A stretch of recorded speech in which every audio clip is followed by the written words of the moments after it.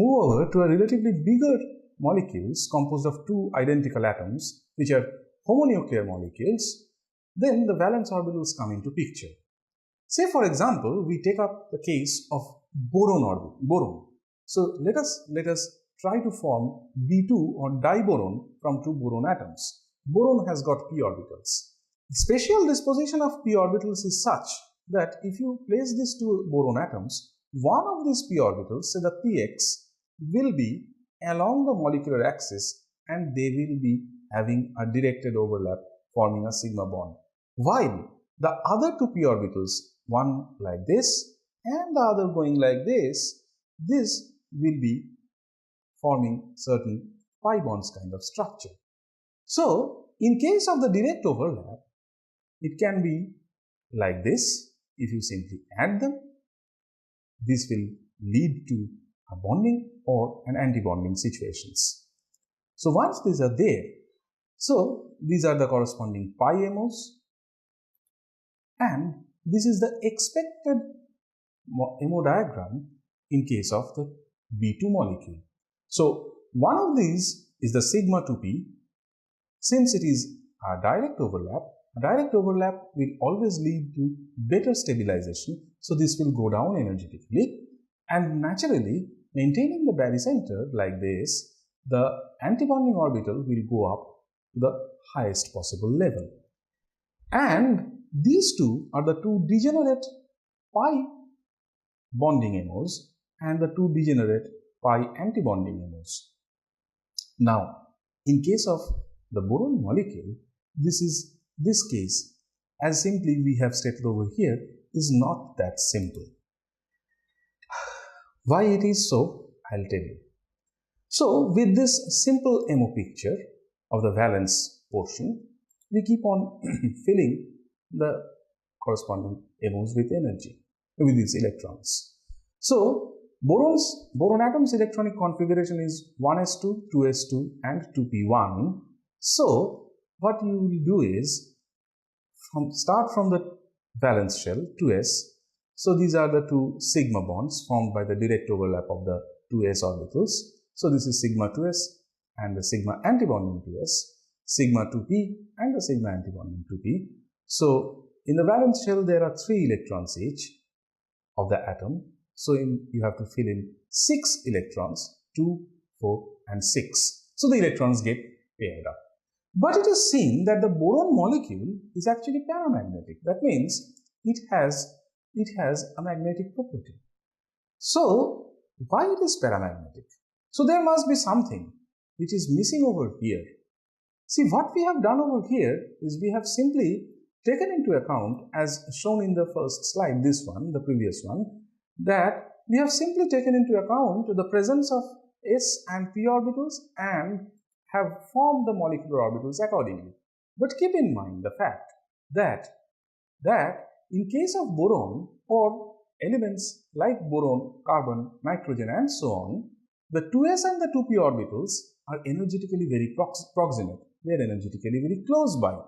So, prior to the formation of molecular orbitals, there is always a chance of sp mixing, and once sp mixing takes place, these pi molecular orbitals get stabilized in preference to the sigma molecular orbital, and the molecular orbital structure is just reversed.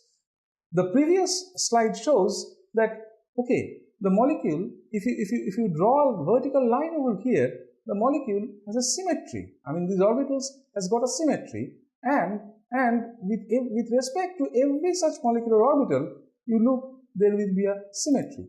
Over here, this symmetry is lost due to the sp mixing, and once you start filling up these orbitals with these 6 initial electrons, 3 from the first boron, 3 from the second boron, then you will end up having 2 unpaired electrons over here, and this explains why boron molecule is essentially paramagnetic in character. So any molecule or any atom or molecule which is paramagnetic means that it is sensitive to magnetic fields. If you allow the magnetic field, then if you allow the molecule to sit in the magnetic field, then there will be an interaction. So, this interaction can only be possible provided there are unpaired spins. So to explain these unpaired spins, one has to take into account the fact that there will be sp mixing in case of atoms like boron, or if you go over to the next case, in case of carbon in the formation of C2 molecule. Also in case of C2 molecule, the same thing happens. Let us go over to the nitrogen. In case of nitrogen, the same molecular orbital diagram actually plays its role, and in nitrogen as well, you get these kind of bonding patterns. So this table is essentially a simplistic view of the molecular orbital of the first row diatomic molecules. We start from B2, go over to C2, then nitrogen, then oxygen, and then fluorine. And the magnetic properties are shown over here. You can see that while this is paramagnetic, C2 is diamagnetic, nitrogen is diamagnetic, oxygen is paramagnetic, and fluorine is paramagnetic. And this is always dependent on whether you have got unpaired spins or not. Wherever you have unpaired spins like this, as in the case of boron or in the case of oxygen, you will be having diamagnetic character, a paramagnetic character. And all cases where no unpaired spin exists, you will be having the diamagnetic nature. Okay, so paramagnetism and diamagnetism is the case where when a substance is attracted to the magnetic field which is induced, then it is paramagnetic, and when it is repelled or there is no attraction at all, it is diamagnetic, as I have just told you. Now let us come to the cases, a little bit more complex ones, where we deal with the heteronuclear diatomic molecules. The first such case being the NO molecule, the nitric oxide molecule.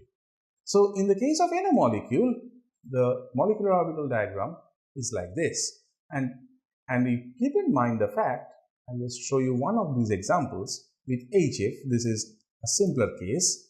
Keep in mind the fact that the sigma molecular orbital containing the bonding electron pair will be showing greater electron probability close to fluorine, because fluorine is more electronegative. The electron pair is not shared equally. That shouldn't be the case. I mean, that should actually be the case, and it should not be shared equally because one of these atoms sitting over here is more electronegative than the other. This causes fluorine atom to have slight excess of negative charge and leaves the hydrogen atom partially positive. So, you can even explain polarity of molecules using the molecular orbital theory. So, this is the kind of structure that we will be having. See, this electron density is greater on fluorine, and hence this is a close by dots in blue color. Fine. And what about the molecular orbital structure? This is the molecular orbital structure. This is the 1s electron residing in the hydrogen, and this is a unpaired electron in the 2p orbital of fluorine.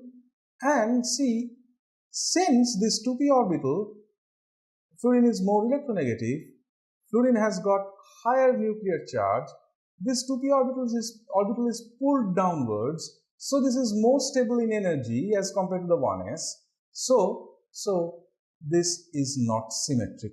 This molecule has got these molecular orbitals in such a manner that the bonding MO is closer to the 2p orbital of the fluorine atom, while the antibonding MO is closer to the 1s orbital of the hydrogen atom. So I have just explained why this happens. So this is once more. The 2p orbital of fluorine is at a lower energy than the 1s orbital of hydrogen because fluorine binds its valence electrons more tightly. It has got higher number of protons in its nucleus. The electrons prefer to be closer to the fluorine. Thus 2p electrons on free fluorine atom is at lower energy. Fine. So this is the overall molecular orbital diagram for the hydrogen fluoride molecule. Now let us describe delocalization. Delocalization is important to actually explain molecular resonance. So in molecules that require resonance, the pi bonding is at the most clearly delocalized and sigma bonds are localized. Sigma bonds are formed by the direct overlap of the orbitals, while pi bonds are formed, as I have said, by sidewise overlaps. P orbitals perpendicular to the plane of the molecule they are the ones which are actually responsible for the formation of these pi bonds. So there is the resonance in benzene that you have very well studied, and this resonance is actually a consequence of these presence of unhybridized p orbitals on these 6 sp2 hybridized carbon atoms over here. And if you look at the structure, this is like this. These black lines, these are the sigma bonds creating the overall sigma framework of the molecule, with these green orbitals are the unhybridized p orbitals, and each such p orbitals are said to contain one electron. And this generates above and below the molecular plane the pi current in the benzene system. Okay, now let us come over to the molecular orbital diagram for a simple diatomic molecule like the oxygen. So it is often said that oxygen is paramagnetic. So start filling these orbitals, start filling these MOs. So once you start filling these MOs, you see that you can fill these MOs like this, and this leaves with two unpaired electrons in the antibonding pi orbital in oxygen.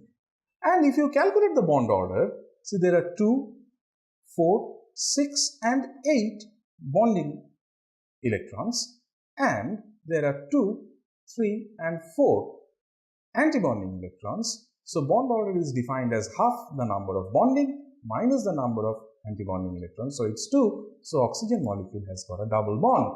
So we have already discussed the issue of diamagnetism versus paramagnetism. So if you are given an exercise to draw the molecular orbitals of F2 minus, draw the molecular orbital of F2 first and then put the additional valence electron, and once you put the additional valence electron over there, you see that it becomes paramagnetic. Fluorine itself is diamagnetic, while fluorine F2 minus is paramagnetic. The bond order gets reduced from 1 to half. So it becomes a very unstable species. If you do the same for S22 minus, you will be filling these orbitals like this. Once you fill them, S22 minus, you will see S2 is essentially paramagnetic. S22 minus will be diamagnetic in character. And there are so many examples. Cl2 plus will be like this, and it will be paramagnetic, while chlorine itself is diamagnetic. Now go over to the heteronuclear diatomic molecules. Heteronuclear diatomic molecules, I have just shown you the example of NO, and with NO, as I have just shown you this example, I'll just move a few slides ahead. If I just move a few slides ahead, you will see that with NO, the case of NO is a bit different, because in case of NO, what you have to take into account is the fact that in case of all sorts of heteronuclear diatomic molecules like NO or HF, you keep in mind the fact that if one of the atoms is more electronegative than other, the starting atomic orbitals have to be arranged in a manner such that the energies of the atomic orbitals are placed accordingly.